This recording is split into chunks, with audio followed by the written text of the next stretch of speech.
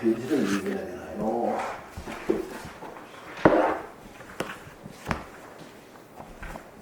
오늘 가르쳐야되는 보리분품.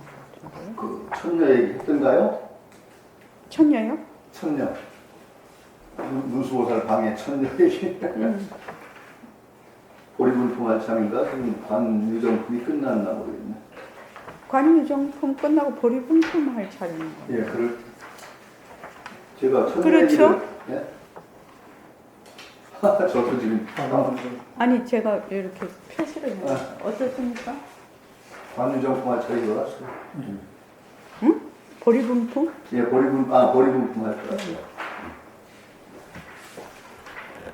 자, 그럼 보리분품을 이리로 가죠. 천녀 얘기를 전번에 마치기라고 했던 것 같아요. 제 기억에. 천녀. 그 유마을에서 방해가 있는 천녀가 사리부를 여자 몸으로 확 바꿔놓고 왜 남자 몸으로 안 바꾸냐고 얘기를 한 것 같아요. 보리분품으로 갔죠. 빠졌으면 다음에 보충하고. 네. 예, 보리분품 이거 원장님부터 읽으시면 돼요. 네. 그때 문수사리가 무구칭에게 물었다. 보살이 어떻게 할 때 모든 불법의 궁극적 길에 도달할 것입니까? 무구칭이 말했다. 보살이 길 아닌 길을 행할 때 불법의 궁극적 길에 도달한 것입니다. 문수사리가 말했다. 보살이 어떻게 하는 것이 길 아닌 길을 행하는 것입니까? 무구칭이 말했다.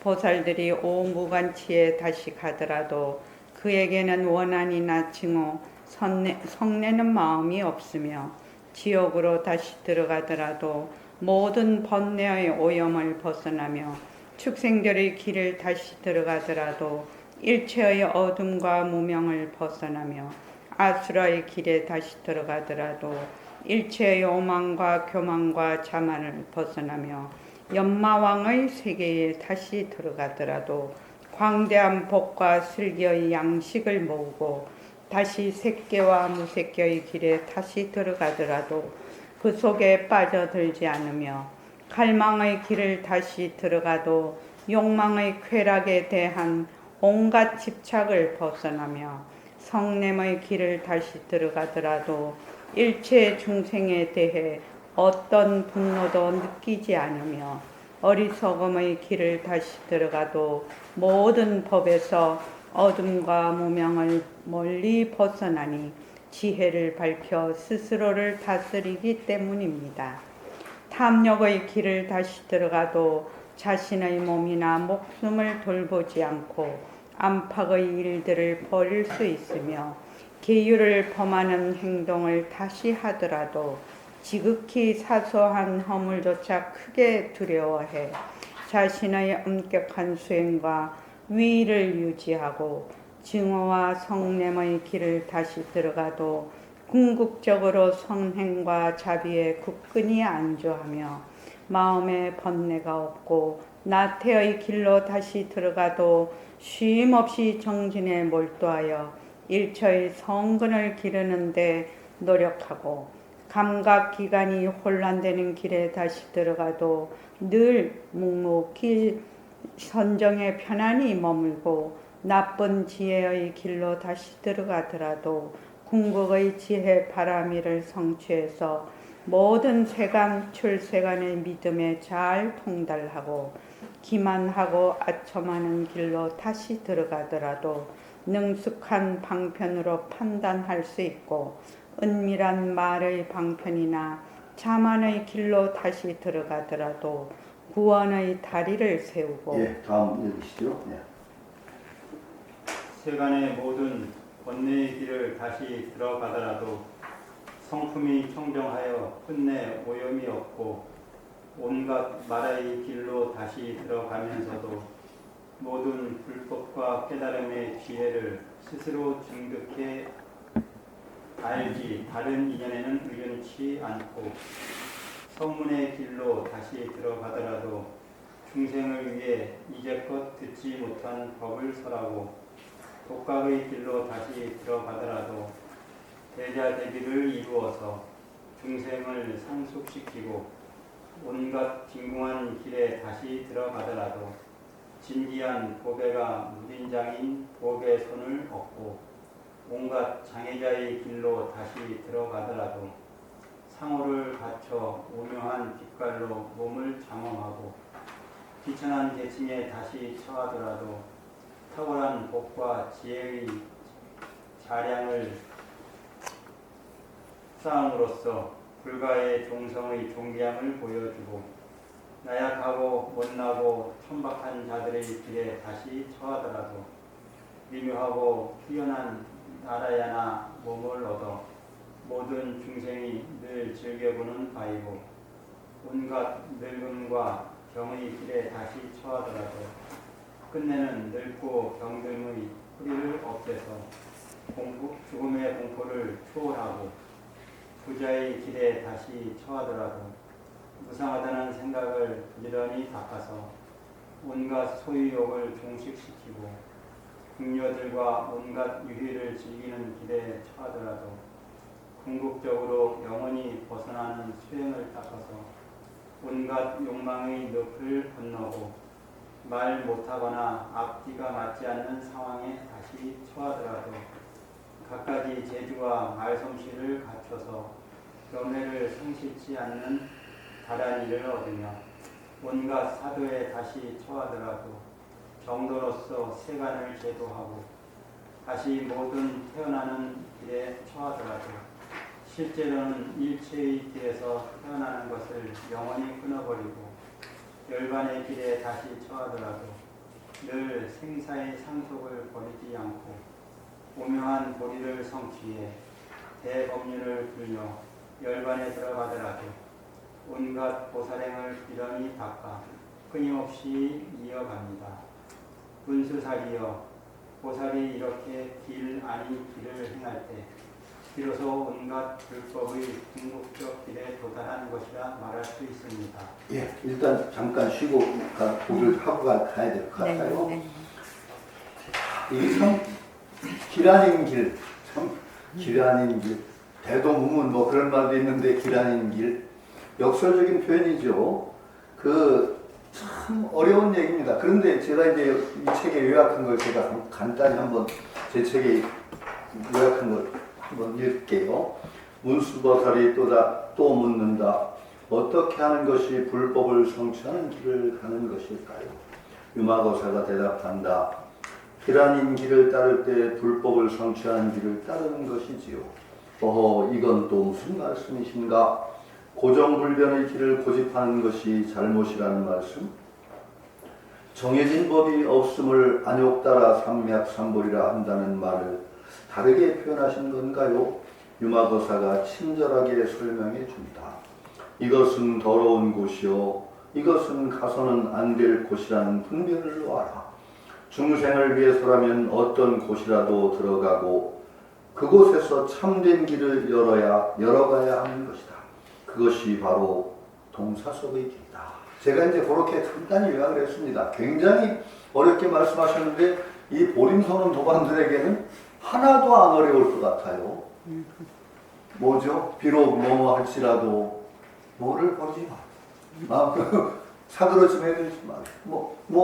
아니 쇠가 가업을 잇더라도 뭐죠? 그 다음에 가업을 일어나 잣된 이익을 탐하지 마. 전부 그러니까 어떤 세속 그런 데 논의더라도 정말로 바른 길을 어느 곳에서도 넣지 말아라. 백봉선생님 유마경 컨닝 많이 하셨어요. 보면 예, 많이 하셨어요. 아니 백봉선생님 유마경을 또 좋아하실 이유가 충분히 있죠. 아니 선생님이 백봉선생님이 그렇게 제가 불자로서 그런 성취를 얻은 분이 근래에 없었죠. 없었고 제가 그 당시에 백봉선생님을 금강경 나왔을 때, 유마경 나왔을 때 그 당시에 보승대학들이 전부 출판 기념회 가서 전부 붓글씨로 이렇게 한 줄씩 써놓은 걸 제가 직접 봤죠. 우리 무용고사님도 보셨죠? 그때 유마경 내셨을 때예요. 금강경 내셨을 때예요. 유마 재림이다라고 그냥 무슨 스님, 청담 스님 다 어서서 다 쓰셨어요. 그렇게 정말 불교계를 정말 좀 경동시켰다고 할까? 그런 사건이었습니다.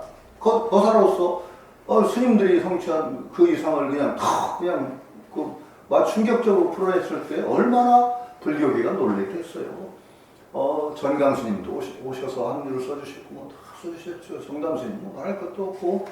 그러고서 그 서울에서 그 떨치다가 결국은 여러 가지 언제나 그러니까 그 앞서가는 얘기를 하는 사람들, 정말 불법의 본질을 지켜가려는 사람들이 언제나 찬찬을 하고 하는 게 아니라는 거예요. 박해받습니다. 박해받아요. 굉장히 박해받을 수밖에 없어요. 왜? 자기가 편안하게 살길 누리고 있는데 와서 갑자기 이상한 소리 하면 얼마나 불편한데요.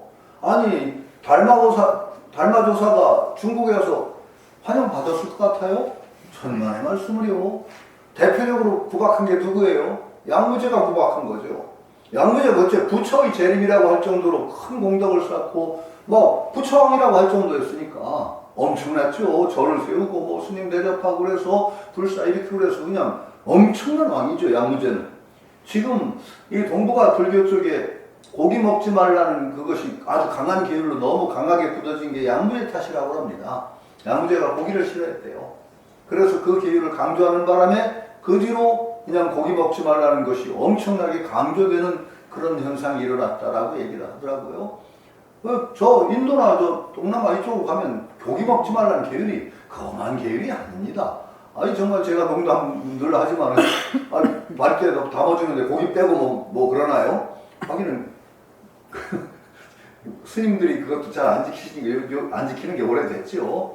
어떤 옛날에는 그 우스갯소리가 있었어요. 냉면집에 갔는데 그 주인장이 그래도 스님 눈치를 본다고 스님 고기는 어떡할까요? 그랬더니 농담이에요. 밑에 깔아. 그랬다는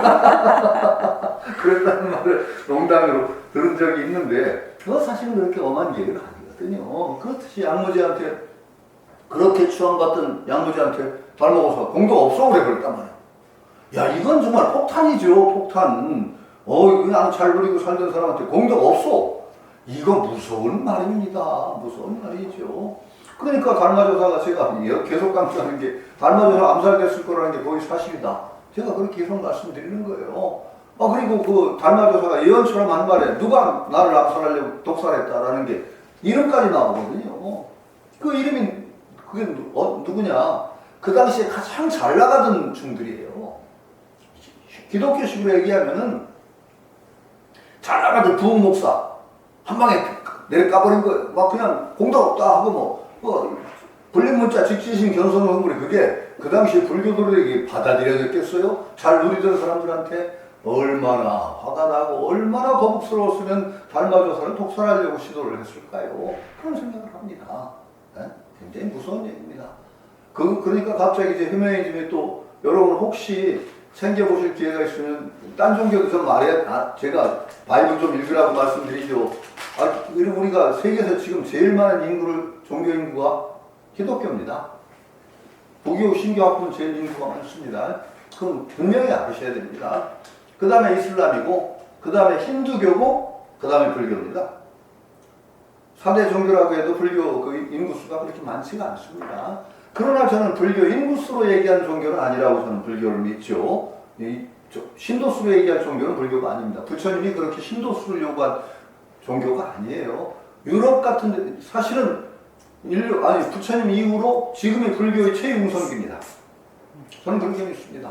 세계 그 지성들이 불교에 이렇게 관심을 가지고 유럽이라든지 미국 가면은 불교에 대해서 공부하고 아는 사람은 굉장히 지성인 대접을 받고 하는 풍조가 거의 일반화되어 있다고 하는 정도니까 이 부처님의 가르침은 강과 믿어라 하는 가르침이 아니잖아요. 와서 보라. 눈 있는 자 와서 보라. 한 가르침이에요.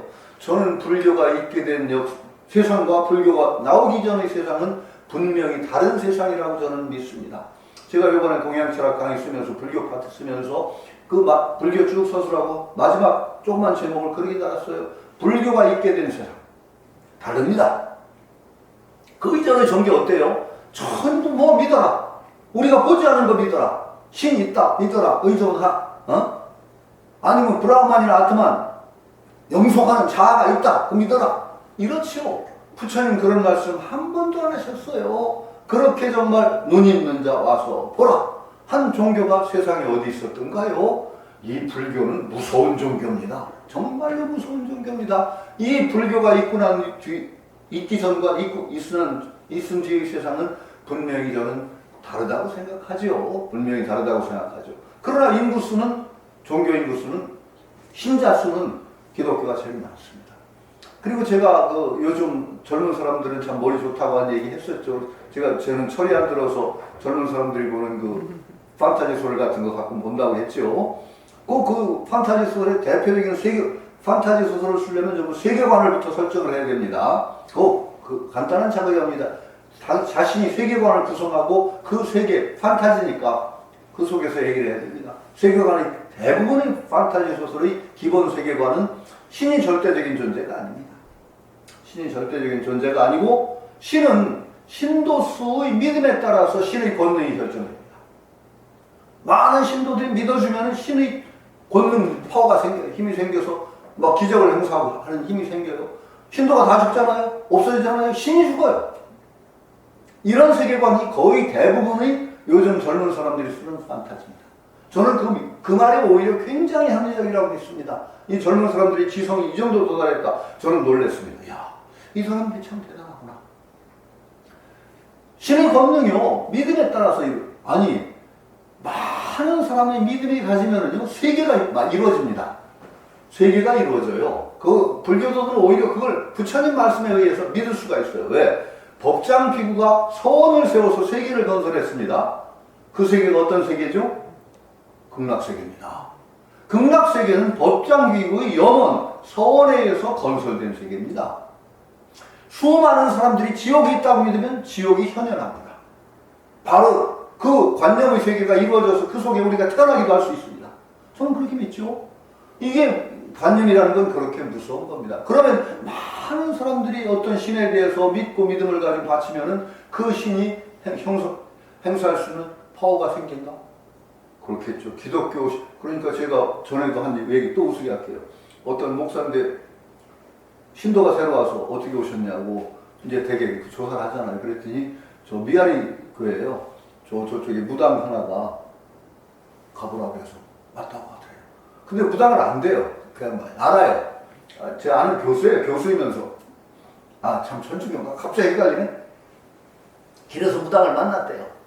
그래가지고 인사를 하고 그래서 저희 교회 신도를 보내주셔서 고맙습니다. 그랬더니 무당이 쉬고 했더니 뭐래요. 동업자끼리.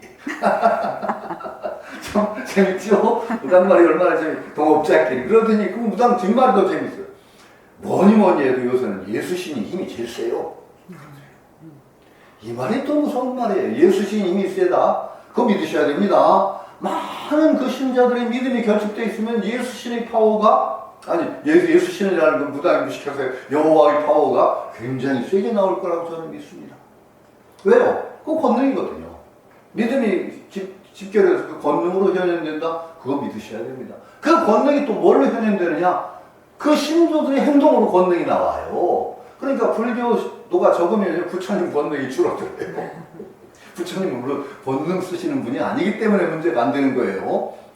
그러나 우리가 부처님의 가르침을 세계에 참 권능처럼 펴기 위해서는 신도수가 많아져야 된다는 것도 사실이고, 그래서 불자들도 정말 부처님의 가르침을 전하는데 힘써야 된다는 얘기를 저는 드리는 거죠. 어쨌든 간에 무서운 얘기입니다. 그래서 기독교 바이블도 좀 읽으시라고 하는 게, 그렇게 많은 세계 인구의 제일 많은 비중을 차지하는 기독교하고 답잡고 살아가면 안 됩니다.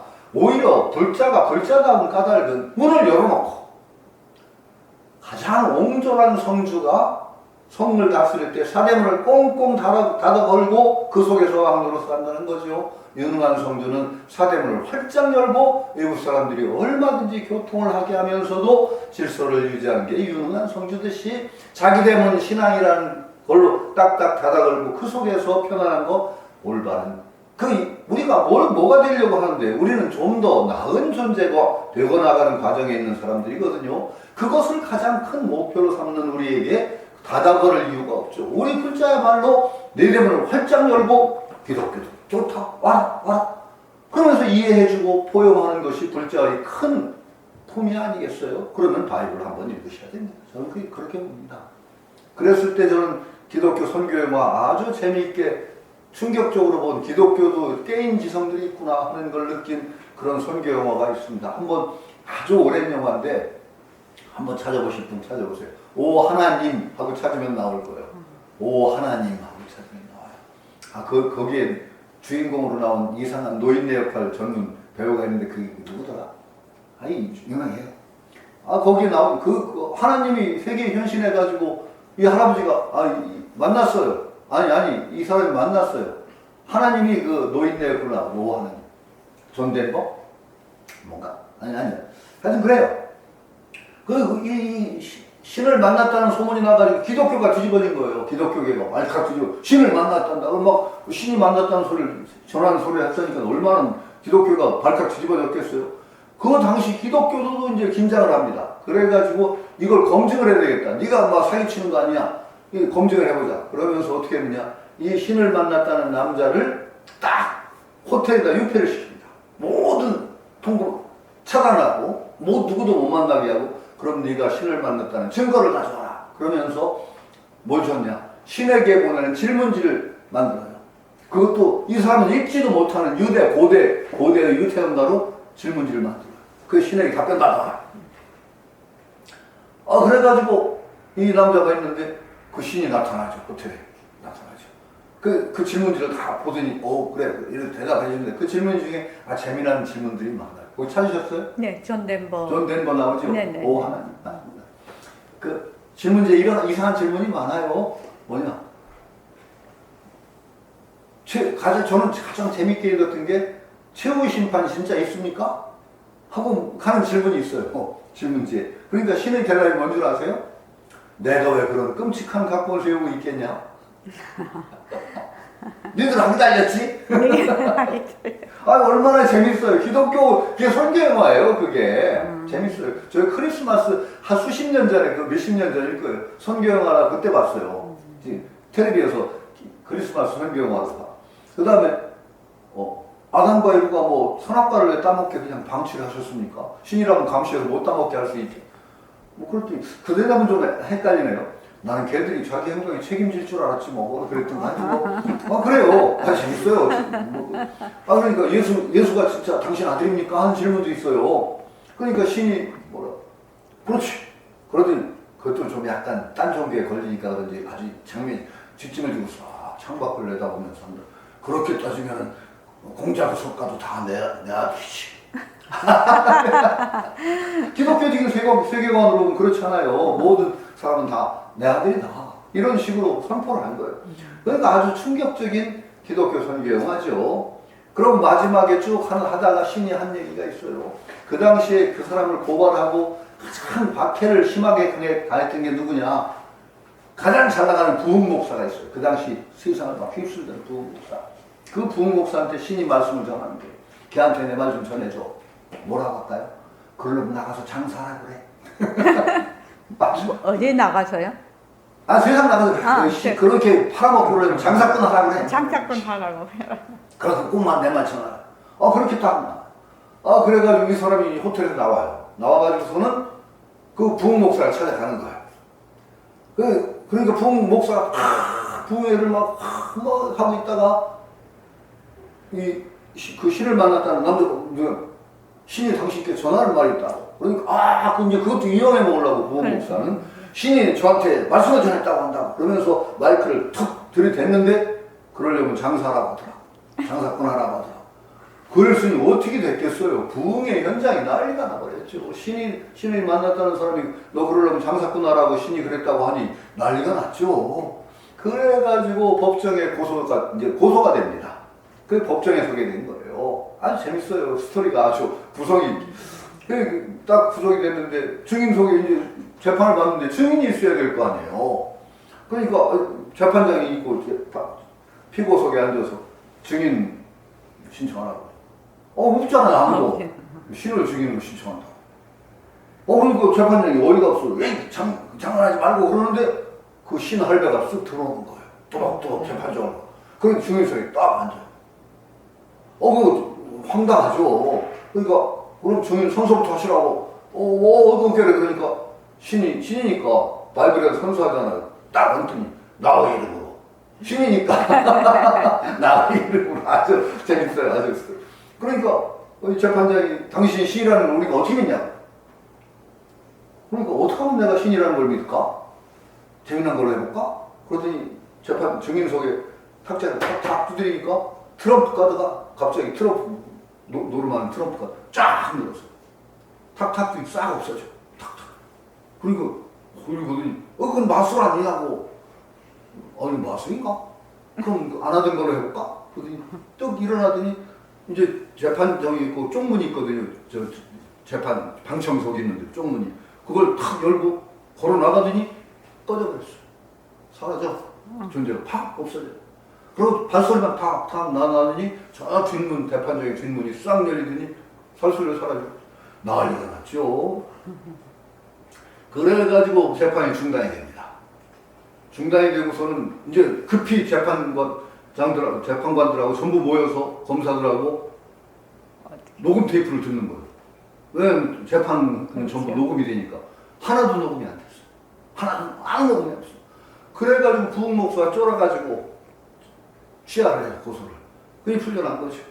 이 사람이 이제 마지막 대목이 저는 하도 몇십 년 전에 본 거라 인상이 좀 희미한데, 그래요. 저는 그것도 인상이 나와요. 이 사람이 개나리 버튼 같은 걸 치고 여행을 떠나는 대목인데, 갑자기 공중전화 박스에 전화가 찌릿찌릿 오는 거예요. 요즘은 공중전화 박스라는 게 없어졌네요. 참 없어진 건 많아요.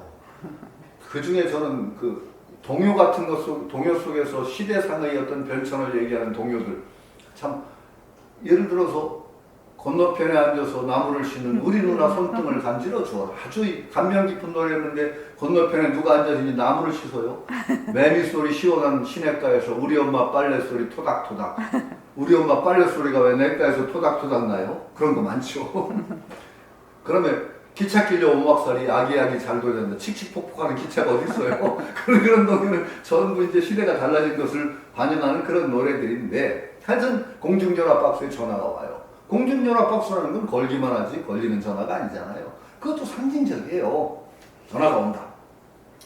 주위를 둘러보니까 아무도 없으니까 이 사람이 이상하다 하면서도 그냥 오는 전화니까 한번 받아봐요. 바로 옆에 있으니까. 그 받았더니 목소리가 탁 들려요. 나야 나.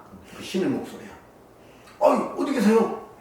자네 옆에 있잖아. 그러더니 옆 공중전화 부스에서 신이 톡톡톡 두드리고 있어. 전 그게, 그러니까 이것도 메시지예요. 기독교인들의 메시지. 신은 언제나 내 곁에 있다.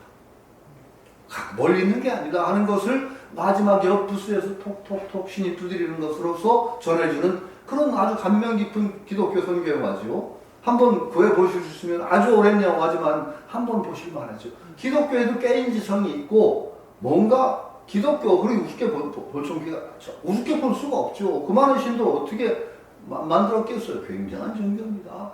그리고 제가 얘기했지만은 기독교가 지금처럼 고정되면서 많은 피해를 낳고 있는 거, 사실은 여러분들이 관심 있다면 기독교의 그노시스라는 게 있어요. 영지주의라고 하는 영지주의. 이건 이단으로 배척돼서 없어졌습니다. 영지주의라는. 많은 그 진보적인 깨인 기독교인들은 그걸 아까워합니다. 영지주의가 살아있었더라면 기독교가 이렇게 배타적인 종교가 되지 않았을 거다라는 그런 아쉬움을 토로하는 그런 학자들이 있을 정도로 기독교 영지주의는 굉장히 개방적이고 어떤 정말 지적인 종교 해석을 하죠. 가장 대표적인 것이 예수의 출생과 죽음, 역사적인 사실을 보지 말라는 겁니다. 예수의 출생과 죽음이 이거는 인간들을 영적인 세계로 인도하기 위한 상징적인 이야기다. 이걸 역사적인 사실로 이해하면 안 된다. 라고 얘기합니다. 이단으로 정말 배척당할 만하죠. 그런 겁니다. 그리고 그건 사실입니다. 중동이라든지 그쪽 신화를 조사하다 보면요. 예수의 출생과 죽음과 비슷한 신화와 설화들이 너무너무 많습니다. 너무너무 많아요. 오죽하면은 중세시대 교부 철학자들이 연구하다 보니까 그런 예수 출생과 부활 설화 같은 게 너무 많으니까 헷갈리는 거야. 예수의 출생과 부활은 유일한 사건인 줄 알았는데 어떻게 이렇게 비슷한 사건이 많았어. 그래서 그들이 말했다는 거죠. 그들이 얘기한 그게 사실에 한 게 악마 유포설이에요. 악마가 예수의 출생과 부활이 세상에 줄 충격이 너무 크면은 악마의 세계가 흔들리거든. 그러니까 그 충격을 완화하기 위해서 미리 비슷한 사건을 퍼뜨렸대.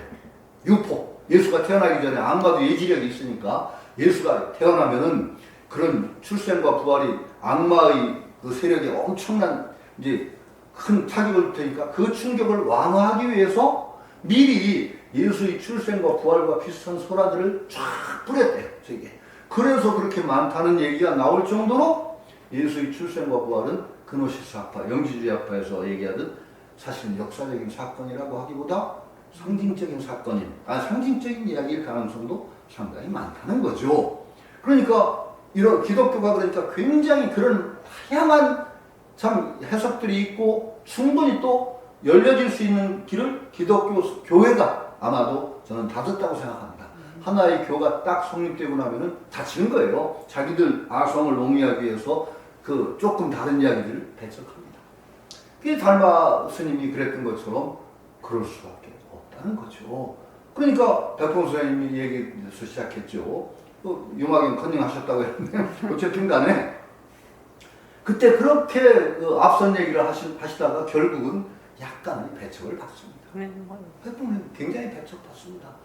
그래서 내려오시게 된 것도 그런 연유, 대전 내려오셔서 저하고 인연이 생겼는데 그런 연유도 있을 거예요. 그래도 이제 불교에서 가까우니까 청담스님하고 대의스님이 내려오셔가지고 대전 신광사에 계실 때 백봉 출가하십시다. 머리 깎읍시다. 아니 출가합시다. 머리 깎읍시다. 선생님이 고민하시 나 그냥 거사로 남아있으라. 남을라. 제가 그 현장, 바로 그 현장은 제가 본 거죠. 저 무영도사님도 그 현장에 없었을 거예요. 제가 바로 선생님 모시고 참 제 선생님이 공부를 안 하고 6개월 선생님 모시고 있을 때 그때 신광사에서 있었던 사건이에요. 그리고 나중에는 어떤 얘기만 하면 알만한 큰 스님인데 백봉 선생님 막 까는 설법을 막 하고 그 대표적인 얘기가 제가 들으면서 아이고 참 황당하다는 게 불교는 이렇게 수성한 과학을 초월하는 가르치는데 불교가 과학적이라고 주장하는 사람이 있다. 이런 사도가 있다.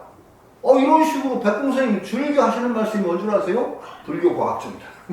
그게 누구 변화하는 거죠? 저는 딴 사람은 모르는데 딱 들으니까 알게 백봉 선생님 변화하고 하는 얘기구나. 불교 과학적이라고 한다고? 선생님이 과학적이라고 라는 말씀 무슨 말로 우리가 이해해야 되느냐? 합리적이다. 이 말씀을 선생님은 과학적이라고 그러신 거예요. 그럼 과학적이라는 말도 맞고 그러니까 그 스님에는 아주 거북한 거야. 그러니까 불교는 과학을 초월한 종교인데 말이지 불교가 과학적이라고 주장하는 이상한 사도 그럼 대놓고 가더라고요. 그러는 거예요. 참 무서워요. 그래서 저는 이 백봉 선생님의 가르침을 받은 분들, 이 세례를 받은 분들 굉장히 저는 여기서 여상하다라고 하는 게 일상적으로 듣는 그 얘기들이 일상적인 게 아니에요. 여상한 게 아니에요. 굉장히 앞서 나간 얘기고 독특한 얘기고 이 가르침의 세례를 받는다는 것이 저는 참 귀한 인연이라는 생각을 하는 거죠. 바로 요 대목 읽으면서 보림손을 붙잡았는데 이거 하나도 이상한 거 아닐세 하는 생각이 들어요. 그러니까 중생을 성취시켜서 어느 곳에 들더라도 결국 그 속에서 이건 길이 아니야, 이건 아니야, 이건 가서는 안 돼가 없어요. 어디를 갖는 중생을 위해서는 가고 그 속에서 바로 바른 법을 일궈내는 그 길을 길 아닌 길 이렇게 표현하고 있단 말이죠. 그러니까 우리도 언제나 그런 마음을 가지고 어디 간들 길이 아니야. 내가 가는 곳에 바로 길이 열린다라는 그런 당당한 마음으로 세상을 살아야 됩니다. 하는 그게 바로 대장부의 길이고 대승의 길이다라는 거죠. 대승의 길 뒤에 나오는데 사소법이에요. 자비, 희사가 뒤에 쭉 해석이 돼서 나옵니다. 이것이 바로 대승의 근본 정신이라는 딱 하게 되면은요, 이게 정말 복음이라는 게 이제 여러분이 발걸음을 디디는 모든 것이 여러분들의 도량이고 여러분들이 자비행을 실천한 바로 도량이고 자기의 깨달음을 읽어내는 도량이에요. 이건 길이 아니야, 이건 아니야. 이 벌써 자기 공부처를 철저히 막아. 이런 분별이 앞서게 되면은 공부가 안 된다는 겁니다. 바로 공부를 하는 가장 근본, 입각처라고 하죠, 우리가. 발을 어디다 디디고 있느냐? 발 디딘 곳을 분명해야 돼요. 우리가 입각처, 분명해야 돼요. 그 다음에 대종이 틀린다고 하면 돼요. 대종. 저는 한자 또 안 찾아봤네요. 대종이라는 게 저는 지금 한번 찾아봐요. 큰 대자에다 마루종자가 아닌가 싶어요. 큰 마루. 참, 그 뜸되는 가르치. 대종이 틀리면요, 그 다음부터 아무리 가도 소용없어요. 이 유마병은 대종을 밝혀줘요. 대종이 어디냐? 가장 근본되는 자리가 어디냐? 마루꾸라고 하는데, 마루꾸. 처음에는 저는 마루꾸가 무슨 말인지 잘 몰랐어요. 저 젊을 때는. 마루라는 게 가장 높은 마루꾸. 이 마루꾸에서부터 잘못되면 모든 공부가 안 돼요. 이 길 아닌 길이라는 이 가르침에 딱 우리가 발을 디딜 때 우리의 길이 비로소 진정한 큰 길이 열린다. 이렇게 공부를 해나가야 됩니다. 안 나옵니까? 나옵니다. 줄을 이루거나 근간이 되는 거. 근간이 되는 일정한- 거. 네. 네, 대종. 자, 그러니까 우리가 어렵게 말씀하신 굉장히 반복돼요. 어디 가든 거기에서 올바른 그 불법의 길을 이루어내야 되는 것, 그것이 길 아닌 길이다. 이것만 우리가 명심하면 이 읽으신 것이 다시 한번 요약이 될 것 같아요. 그 다음에 이제 참 재미난 얘기가 정말 제가 띈 것이 요 뒤에 정말 또 재미난 얘기가 나오기 때문에 잠깐 쉰 겁니다. 그 다음 읽어주시죠. 네. 그러자 무구칭이 문수사에게 물었다. 어떤 것을 가리켜 열애의 종성이라 합니까? 간략히 설명해 주시기 바랍니다. 문수사리가 말했다. 이른바 일체의 거짓된 몸의 종성이 열애의 종성입니다. 즉 일체의 무명과 삶에 대한 애착이 열애의 종성이며 탐냄, 썩냄, 어리석음의 종성이 열애의 종성이며 네 가지 허망한 뒤바뀜의 종성이 열애의 종성이며 다섯 덮개의 종성, 여섯 가지 감각의 종성, 일곱 가지 의식의 거주처의 종성, 여덟 가지 삿된 길의 종성, 아홉 가지 번뇌스런 일의 종성, 열 가지 착하지 못한 행위의 종성이 열애의 종성입니다. 요약하면 62견 등의 온갖 견해와 악하고 착하지 못한 법이 갖고 있는 종성이 열애의 종성입니다. 무구칭이 물었다. 어떤 비밀스러운 뜻이 있기에 그렇게 말씀하시는 겁니까? 문수사리가 말했다. 무의를 보아서 이미 정성 이생 위에 들어간 자는 안욕 따라 삼막삼보이의 마음을 일으킬 수 없습니다. 반대로 온갖 번뇌가 작용하는 유의에 머무르면서 아직 진리를 보지 못한 자는 안욕 따라 삼약삼보리의 마음을 일으킬 수 있습니다. 비유하자면 높은 고원의 육지에서는 우트팔라 꽃이나 하드마꽃, 쿠무다꽃, 푼다라카 꽃이 나질 못하고 낮고 습한 진흙 속에서야 비로소 이 네 종류의 꽃이 피어나는 것과 같습니다. 이처럼 성문이나 독각의 종성처럼 이미 무의를 보아서 정성 이생 위에 들어간 자는 끝내 일체 지심을 일으킬 수 없습니다. 오직 온갖 번뇌가 작용하는 낮고 습한 진흙 속에서라야 비로소 일체 지심을 일으킬 수 있습니다. 바로 그런 곳에서 불법이 생장하기 때문입니다. 또 선남자여, 비유하자면 씨앗을 공중에다 심으면 결국 성장하지 못하고 낮고 습한 거름을 준 땅에 심어야 비로소 생장할 수 있는 것과 같습니다. 이처럼 성문이나 독과의 종성처럼 이미 무의를 보아서 정성 이생 위에 들어간 자는 일체의 불법을 생장시킬 수 없습니다. 설사 나와 내 것이 있다는 생각을 수미산처럼 일으킨다 해도 대보리의 성원을 일으킬 수 있으니 그 속에서 온갖 불법이 생장하기 때문입니다. 또 선남자여, 비유하자면 사람이 큰 바다에 들어가지 않으면 결코 폐유리 같은 값을 따질 수 없는 보배는 얻지 못합니다. 마찬가지로 생사와 번뇌의 큰 바다로 들어가지 않으면 값을 따질 수 없는 보배인 일체지심을 결코 일으킬 수 없습니다. 그러므로 생사윤회를 일으키는 온갖 번뇌의 종성이 바로 열애의 종성임을 반드시 알아야 합니다. 예, 그 다음 읽으시죠. 이때 존자 대가섭이 문수사리를 찬탄하면서 말했다. 훌륭하고 훌륭합니다. 너무나 잘 설명하셨습니다. 선생님 요마경 책 좀 갖다 주시죠. 네네. 유마경 대강론이요. 진실로 말 그대로로서 딴 말이 필요 없습니다. 생사를 일으키는 온갖 번뇌의 종성이 바로 열애의 종성입니다. 왜냐하면 지금 우리들 마음의 상속 속에는 생사윤회의 씨앗이 완전히 썩어서 안욕따라 산막생벌이의 마음을 절대로 일으킬 수 없기 때문입니다. 차라리 온 모간업을 이룰지언정 우리처럼 완전히 해탈한 아란이 되어서는 안 됩니다.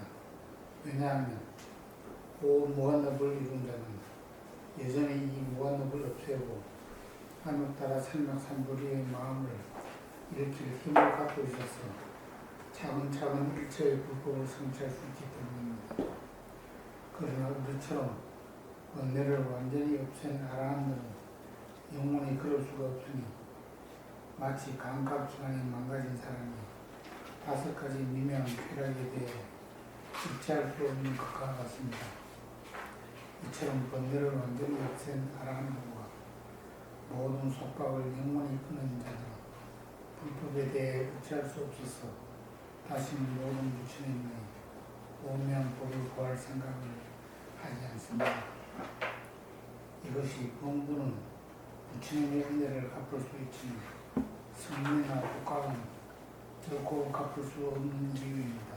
까닭인지 공부는 불법성의 공덕을 뜯고서 삼도의 종성이 영원히 끊어지지 않도록 안욕따라 산막산불의 마음을 일으켜 일체의 불법을 차근차근 성취할 수 있지만 성례나 독학은 열애의 심력, 사무예 등에서부터 부처님만이 갖고 있는 특성과 일체의 공덕에 대한 설법은 종신토록 넣는다 해도 끝내 안욕따라 산막산불의 마음을 일으킬 수 없기 때문입니다. 예, 거기까지 하시죠. 참 여기 제가 아주 정말 좋아하는 구절이 딱 나왔죠. 연꽃은 이게 굉장히 무드발라, 여기는 굉장히 무드발라코 여러 가지가 나왔는데 구마라비역에는요 그냥 연꽃 딱 하나 나와요. 연꽃. 저는 그걸 써놓고서 나중에 대조를 하면서 이게 무슨 꽃 다 귀한 꽃들입니다. 근데 이 구마라비역에는요 연꽃은이라고 그냥 딱 압축해서 나옵니다. 그러니까 구마라집 스님이 한 것이 참 재밌어요. 그 구마라집 스님은 그걸 꼼꼼하게 이렇게 축자적으로 번역하시기보다 아마 외우셨던 것 같아요. 그래가 중국어로 번역을 하시면서 자기 외운 것을 기반으로 쫙 다시 풀어놓으신 그런 냄새가 강해요. 그래서 그렇게 소화를 확 해가지고서 다시 풀어놔서 그런지 우리들이 읽기는 편한 점이 있어요. 왜냐하면 확확 들어와. 아주 매끄럽고. 그래서 우리들이 아는 그 아주 유명한 사구기 같은 것들이 다 구마라집 여기서 나온 겁니다. 범소유상 개시여망 약견재상비상 집견내라든지 응무소주 이생기심이라든지 전부 현장여행은 그렇게 압축적으로 안 나옵니다. 그런데 제가 금강경을 쭉 다 구마라집이 현장역, 그 다음에 범어역을 쭉 대조하며 쭉 한번 읽었던 적이 있는데 굉장히 특징이 있어요. 그 구마라집역이 아주 그렇게 압축해가지고 딱 소화를 해가지고 다시 풀어내는 것이 있어서 굉장히 읽기 편하고, 그런데 가끔 가다 보면 이거 오역 아닌가 하는 대목들이 있어요. 현장역은 굉장히 범어 원문에 철저하게, 그러니까 중국 사람이 그 말하자면 그걸 가서 범어를 배워가지고 와서 다시 이제 푸는 거예요. 그러니까, 근데 구마라집은 이 중국 사람이 아니잖아요. 중국 사람이 아닌 분이 와가지고서 중국어를 배워서 가장 쉬운 중국어로 자기가 하는 걸 쫙 풀어버린 거예요. 그러니까 굉장히 차이가 나요. 굉장히 차이가 나요. 아주 달라요. 그 분위기를 꼭 다 중시할 필요가 있을 것 같아요. 구마라지 스님에 대해서는 아주 여러 가지 숨긴 일화들도 굉장히 많았던 것 같아요. 구마라지 같은 그 대천재죠. 불경을 막 멀수 다. 그래 이런 천재는 시를 남겨야 된다고 해서 그냥 여자 대주고 뭐 그랬다는 얘기도 있고 그런데 그거 모르겠어요. 하여튼 그런데 굉장히 요 대목만 해도 구마라지 역에는 하여튼 연꽃은 진에게서 편한 딱 합축돼요. 현장역에는 전부 무슨 꽃 귀한 꽃들을 다 나오고 진흙에서 피는 귀한 꽃들을 다 열거래요. 그 대표적인 게 제가 그 가주 대표적인 게 그 구마라지역에는 있고 없고 현장역에 있는 게 그 뭐예요? 열애의 발의 절 아니 스님의 발의 절하고 읽어보시면 없어요. 저는 그 처음에 희한하게 이 장순영 고사가 번역한 선생님 유마경을 읽고 공부를 이제 제가 불교 법인의 그 책임을 맡고 있을 때 유마경을 윤독을 한 3차례를 했어요.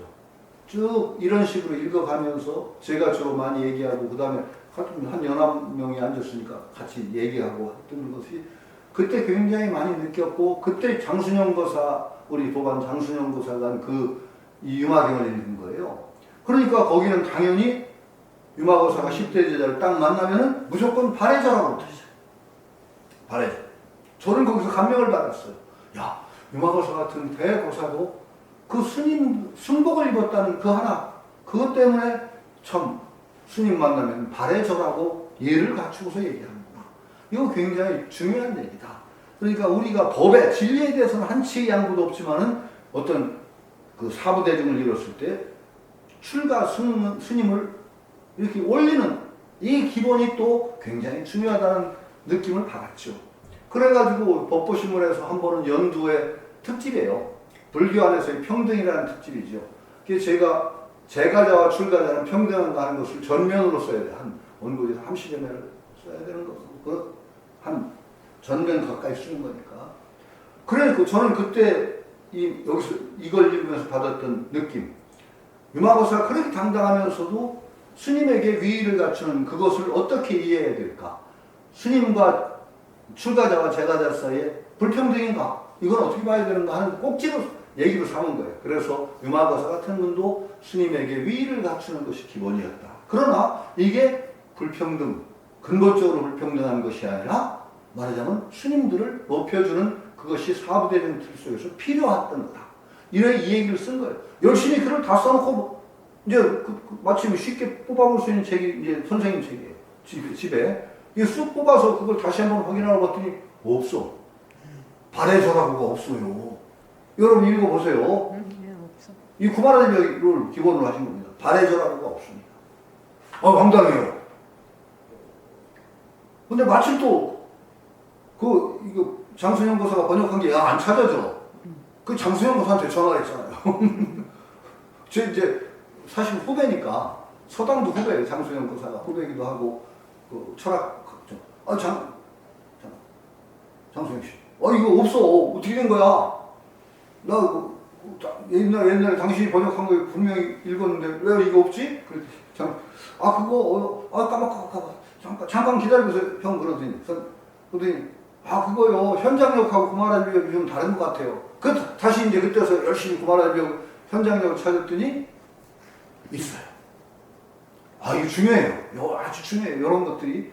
그 다음에 이렇게 쭉 읽다 보니까 여러분들이 읽는 이거 책에는 보적, 장자의 아들 보적, 구마라지역에는 장자의 아들 보적이에요. 그렇게 나와요. 그런데 현장역에는 보성보살. 여기 구마라지역에는 비아리성의 대거사가 있었는데 이름이 유마였다. 이렇게 유마거사가 있었다. 이 정도. 그런데 현장 여기는 어떻게 되지? 비아리성에 대보살이 있었는데 유마다. 얼마나 달라요? 이게 굉장히 요거 정말 구마라지역의 장점이 있지만 현장역의 장점이 드러나는 거예요. 유마거사를 보살이라고 딱 칭호한 거예요. 보적, 장자의 아들 보적을 보살이라고 딱 칭호한 거예요. 야, 이게 보살이 이런 거구나. 우리에게 오는 게 엄청 조그만 단서들이 엄청난 메시지를 주는다는 거죠. 그 현장력의 귀중함을 저는 알았어요. 굉장히 귀중하구나 이게. 이런 조그만 것들이 우리에게 시사주는 게 보살이란 칭호에 관한 느낌이 확 달라지죠. 장자야들 보적 그냥 하던 거 하고 보성 보살 이제 보적이라고 보성이 번역이 다를 뿐이지 똑같은 사람 이거 달라요. 이런 것 속에서 우리는 불교의 어떤 조그만 단서 속에서 불교의 중요한 그 의미를 찾아내고 전거를 찾아내는 거죠. 여기도 굉장히 중요해요. 이 문수사리한테 이게 거꾸로 이제 물어서 문수사리를 통해서 이게 나온다는 것도 굉장히 재밌어요. 부처의 종성, 열애의 종성이라는 건 부처가 될 씨앗이 어디 뭡니까? 아, 이게 무서운 얘기가 나오는 거예요. 이게 부처의 씨앗, 여기 제가 문수사 이제 저는 이렇게 좀 불경스럽게 좀 다루니까. 지금 거기에 몇 페이지입니까? 131쪽이에요. 130쪽, 제 책 130쪽. 네. 이번에는 유마거사가 문수사리 보살에게 묻는다. 열애의 씨앗이 되는 성품은 무엇인지요? 그러면 제가 불경스럽게 좀 얘기하죠. 문수사리도 유마거사에 물드셨나? 물드셨나? 역설적이며 충격적인 답이 나온다. 제가 간단히 할까? 모든 삿되고 거짓되고 악한 것들의 씨앗이 되는 성품이 바로 열애의 씨앗이 되는 성품입니다. 악한 것, 삿된 것, 그것을 이루는 근본이 바로 열애를 이루는 근본과 둘이 아니라는 거예요. 다시 말한다. 모든 본래를 완전히 벗어던져 버린 자는 오히려 안욕 따라 삼맥삼보리의 마음을 낼 수 없습니다. 세 번째, 비유를 들어 말한다. 우트팔라 꽃이라든가 파드마 꽃 등의 진귀한 꽃들은 낮고 습한 진흙 속에서야 피어나는 것과 같죠. 그러면서 제가 연꽃은 진흙 속에서 피어나지만 진흙에 더럽혀지지 않는다가 아니다. 이 표현이 돼요. 연꽃은 진흙 속이라야 피어난다 이다. 제가 아주 여기 저기 환희를 느낀 만세 제가 썼어요. 만세. 이 더럽다는 사바세계야말로 부처를 이룰 수 없는 필수 조건이라네. 이게 정말 제가 만세에 나온 소리가 나온 게 거짓말이 아니라 제가 이 대목 읽을 때 제 속에서 만세 소리가 나온 거예요. 만세. 우리 세상이 바로 부처가 이루어지는 근본 도량이다. 여기를 떠나서 오탁 악세다. 거기에 물들지 않는다라는 이런 이원적인 사고방식에 사로잡혀서는 부처가 안 된다. 바로 우리 참 이 사바세계 여기야말로 연꽃이 피어나는 진흙과 같이 우리 깨달음을 이루는 바탕이다. 여러분도 만세, 저는 한 번만 했죠. 여러분 만세 삼창하세요.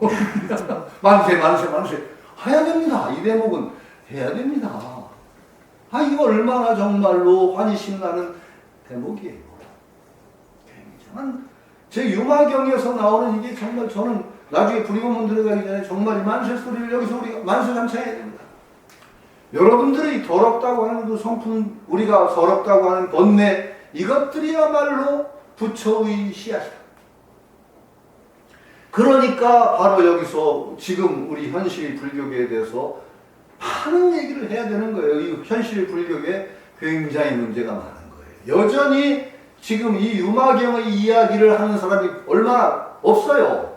연옥은 진흙 속에서만 피어납니다. 라고 말하는 사람이 이 대승불교를 표방하는 한국에 얼마나 많은가? 얼마나 있는, 연꽃은 진흙 속에서만 피어납니다 소리를 유마경에서 여기서 아마 처음 들은 분도 있을 거예요. 많은 분들이 아직도 뭐라고 해요? 진흙 속에서 피어나지만 진흙에 물들지 않는 연꽃처럼 이렇게 얘기하잖아요. 그 말은 익숙하시죠? 연꽃은 진흙에서 피어나지만 진흙에 물들지 않는다. 얼마나 익숙한 표현이에요. 그러나 이 대승불교권의 이 유마거사가 아니 문수사리가 설파하신 이 얘기에 익숙하신 분들은 또 얼마나 되나요? 정말 문제죠? 문제예요. 그런데 이렇게 까놓고 얘기하면은 이 기존 불교, 이 타상에 젖은 불교인들이 좋아할까요? 싫어할까요? 여러분 이제 구박받으셔요, 이제. 암살까지는 몰라도 구박받으시기 딱 좋은 거예요. 아니, 그러니까 결경 읽을 때 조그만 꼬투리에서 분위기를 읽어내고 전반을 읽어내야 되는 게 제가 늘 말씀드리는 거, 금강경에 이것을 지성하는 사람이 세인의 경천, 세상 사람들이 아주 가볍게 천하게 여기면 뭐라고 나오잖아요. 하여튼 그 사람이 그 숙소에 여기 뭐 이런 그거 딱 읽으시면 딱 알으셔야 돼요. 금강경 그 당시에 설파하고 전파하던 사람들이 얼마나 구박을 받았던가. 구박받은 거예요. 부처님 말씀의 참된 정신을 드러내고 세상에 알린다는 게 그렇게 박수갈채부터 받느냐? 아니에요. 뭐 박수갈채 받으려고 하는 일도 아니지만은 그런 거예요. 그리고 힘들어요. 왜? 자기 자신이 몸담고 있던 그 집단의 통념부터 자기 속에서 깨야 되거든. 그 쉽지 않죠. 그 깨야 돼요. 그런데 그래서 진정 우리가 목표로 삼는 게 뭔가요? 우리 목표는 내 존재가 달라지는 것이기 때문에 어떤 일이 있더라도 해야 되는 거죠. 목표가 뭔데요? 거기서 저는 노노의 그 공자의 말을 상기를 합니다. 고지학자는 위기러니 금지학자는 위기라. 예전에 배우는 이들은 위기, 자기를 위해서 공부를 하더니 했는데 지금의 배우는 이들은 남을 위해서 공부를 하는 거다. 그런데 이 말을 들으면 참 그 해석도 참 해석의 다양성이 참 재밌어요. 어떤 양반이 그렇게 해석을 했어요. 옛날 사람들은 이기적으로 공부를 했는데 지금 배우는 공부하는 사람이 이타적으로 공부를 하는구나. 남을 위해서 공부한다니까.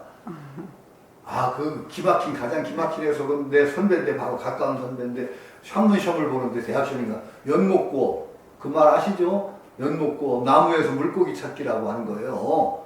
그걸 갖다가 번역을 뭐라고 한지 아세요? 시험 문제인데 정성이 지극하면 나무에서도 물고기를 얻는다. 참 기막힌 아주 그 번역은 이건 무슨 소리냐? 그게 아니죠. 공자 말씀. 옛날에 배운 이들은 위기라는 건 자기의 향상을 위해서 공부를 했는데 요즘 배우는 이들은 남의 평판을 위해서 공부를 하는구나. 위기제약, 비타제약을 다 나눠요. 위기, 자기를 위하는 학문과 남을 위하는 학문이라는 말인데 그게 이타적인 학문이 아니라 남의 평판, 남이 알아주는 걸 위해서 공부한다. 이게 학문의 근본 차이다라고 얘기하죠. 불교는 똑같아요. 불교를 배운다는 것은 자기를 위한 거예요. 근본적인 가장 행복은 자기 존재의 변화예요. 불자가 되는, 정말 이제 불자가 여러 가지 층위가 있죠. 불자의 층위가 있을 때 가장 쉽게 불자라고 할 수 있는 분은 기도를 했더니 기도빨이 받았다. 그래 불자가 되면 기도빨 중요해요. 우리가 세상을 사는데 기도빨처럼 중요한 게 어디 있어요. 기도를 했더니 기도빨이 먹었어. 그래서 이제 불자 돼요. 난 좋아요. 근데 진정한 불자가 되는 첫 걸음은 어디냐? 저는 그렇게 늘 주장해요. 부처님 가르침을 배워서. 내가 요만큼 달라졌구나. 내가 부처님 가르침을 접하지 못했으면 내가 얼마나 비참한 존재로 살았을까. 거기에 대한 감사의 마음이 딱 일어났을 때 저는 진정한 불자로 첫걸음을 뛰어났다고 봅니다. 굉장히 중요한 거죠. 그러니까 남의 평판이 중요한 게 아니에요. 자기 존재가 바로 서는데 정말 부처님의 말씀이 이런 참 귀중한 빛이 되었다라는 절실한 느낌이 왔을 때 우리 불자가 되죠. 진정한 불자는 저는 유마경에서 이걸 얻을 게 너무 많다는 거예요. 만세 소리가 나오는 게 거짓말이 아니에요. 정말 저는 이 대목 읽을 때 만세 소리가 이거 접하는 거 아주 다르죠. 목이 다르네. 하여튼 그런데 그러니까요. 나중에 그 뒤에 나오죠. 그 가섭존자들이 막 탄식을 하면서 우리가 부처종자를 썼겠다. 우리의 번뇌란 에너지원은 둘이 없어요. 세상에 요건 부처되는 에너지가 따로 있고 요건 번뇌를 이루는 에너지가 따로 있고 이런 게 있으면 그것도 이원적인 거예요. 이원적. 불교에서 가장 불이본문의 이제 유마경의 핵심이지만 둘로 딱 쪼개는 방식 그런 얘기가 나오면요. 저건 율법과 좀 어그러지는 것 같다라는 의심을 일으켜야 돼요. 불교문 중에서는 둘로 딱 쪼개는 얘기, 별개로 요거 독립적으로 딱 이런 얘기 없어요. 중생과 부처를 딱 쪼개는 얘기 없어요. 번뇌와 깨달음을 딱 쪼개는 얘기 없어요. 언제나 번뇌가 여러분들이 너무 귀에 못이 박히도록 들은 얘기인데 이게 실감이 안 나는 거죠. 번뇌와 보리가 둘이 아니다. 중생이 바로 부처다. 그렇죠? 생사가 바로 열반이다. 왜 이렇게 들으면서도 쪼개는 사고방식에 암암리에 물들어가고 있던 거죠. 그러니까 이게 그런 식으로 공부를 하면은 성불 못한다는 얘기가 거짓말이 아닐 거라고 봐요. 거짓말이 아닐 거라고 봐요. 정말 이제 우리가 조심해야 될 게 그냥 쉽게 얘기하시는 분들 얘기, 저는 그거 참 싫어해요. 다 그냥 열심히 하다 보면 마지막에는 기독교고 불교고 다 한 길로 가는 거 아닌가? 결국 착한 일 하자는 거 아니야? 뭐 야, 이 사람아 어떻게 그렇게 말을 하는가? 아하고 어가 달라. 엄청나게 달라요. 아하고 어가 달라요.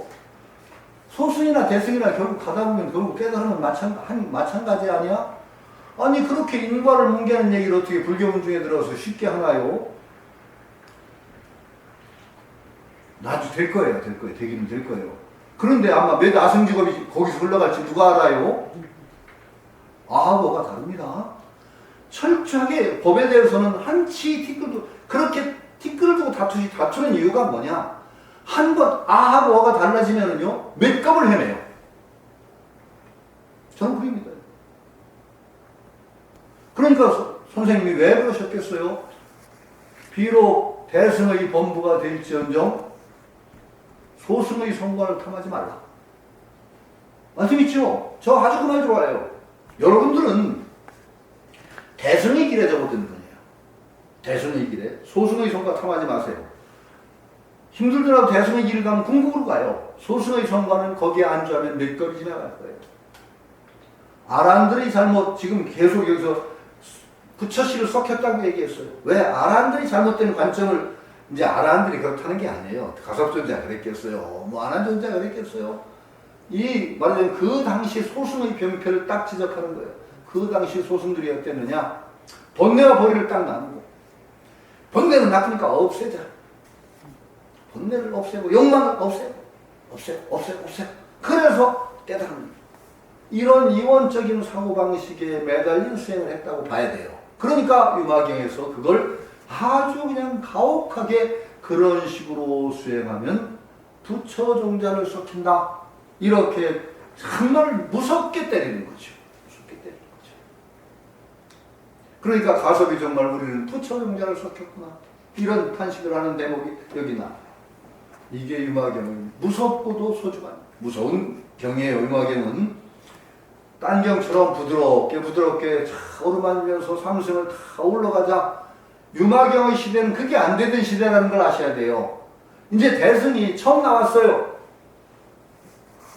대승이 소승이 그냥 온 우리가 소승으로 꽉 덮여 있을 때 새롭게 부처님의 정신을 찾아야 된다. 이건 아니다. 라고 탁 나왔어요.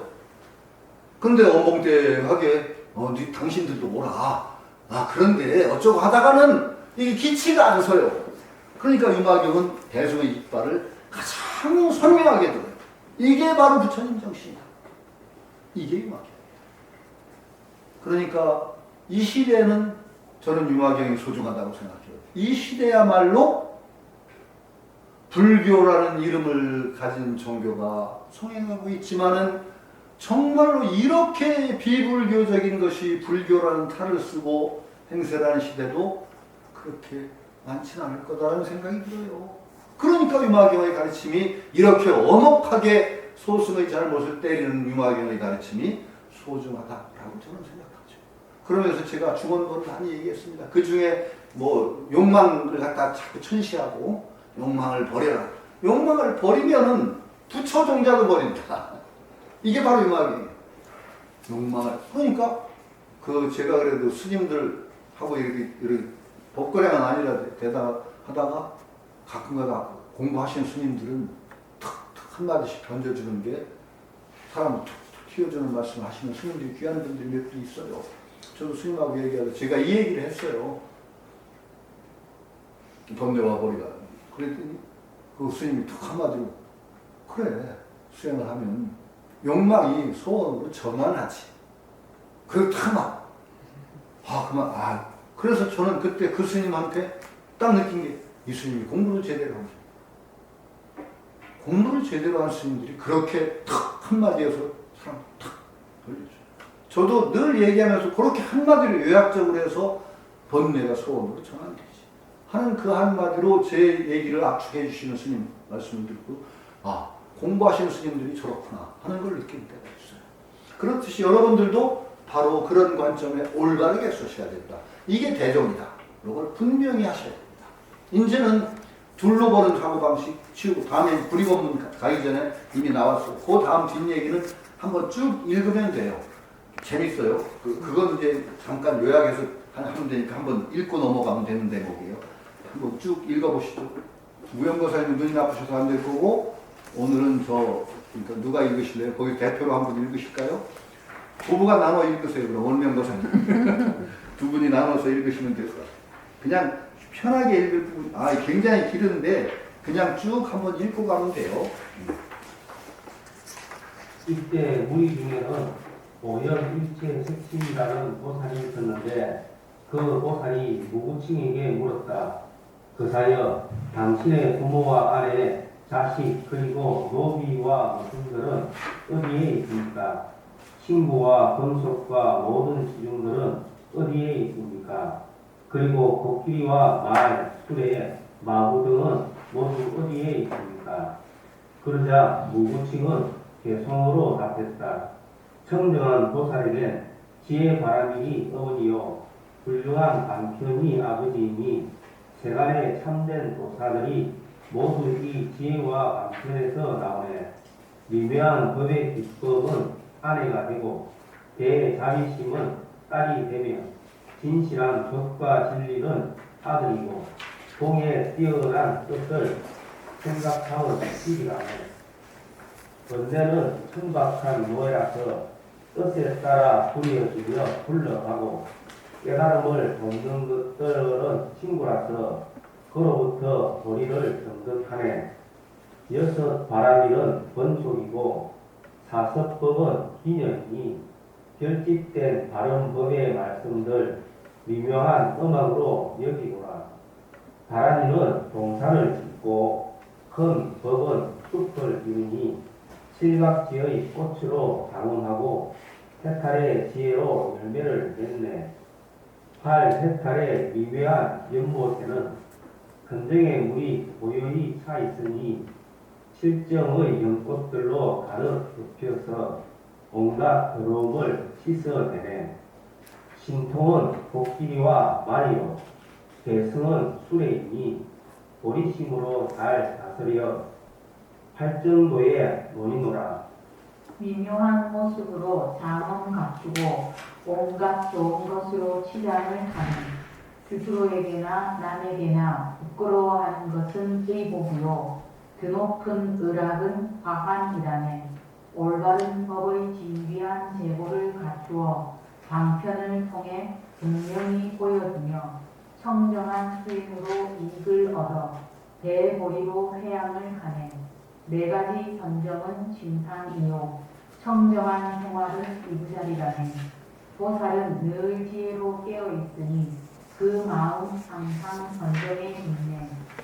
이미 불사의 법을 먹었으면서도 다시 해탈의 맛을 마시노라. 미묘하고 청정한 마음으로 목욕을 하고 뛰어난 계율은 향과 보약이네. 번뇌의 도적 소멸시키니 그 용감함 그 누가 당할 손가. 네 가지 마라를 굴복시키고 오묘한 보리의 깃발을 세우노라. 비록 생견하고 소멸함이 없을지라도 일부러 생을 취할 걸 생각하셔서 모두가 온갖 불토에 나타나노니 마치 햇빛이 두루 비치는 것 같구나. 최상의 오묘한 공양을 다 바쳐 모든 열애께 봉헌하여도 부자와 자신들 간에는 어떤 분별도 두지 않네. 불국토와 온갖 중생 텅 비었음을 잘 알아도 언제나 정토의 공덕을 닦아서 중생에게 이익 주기를 쉬지를 않네. 일체 중생의 형상과 소리와 위를 두려움 없는 보살은 찰나간에 남김없이 나타낼 수 있네.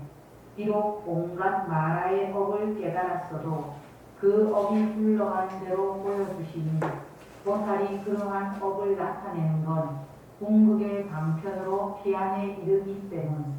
꼭 자기 자신들은 늙고 병들고 죽음이 있다는 걸 보이셔도 이는 중생을 성숙시키기 위한 것이니 마치 꼭두각시놀이와 같네.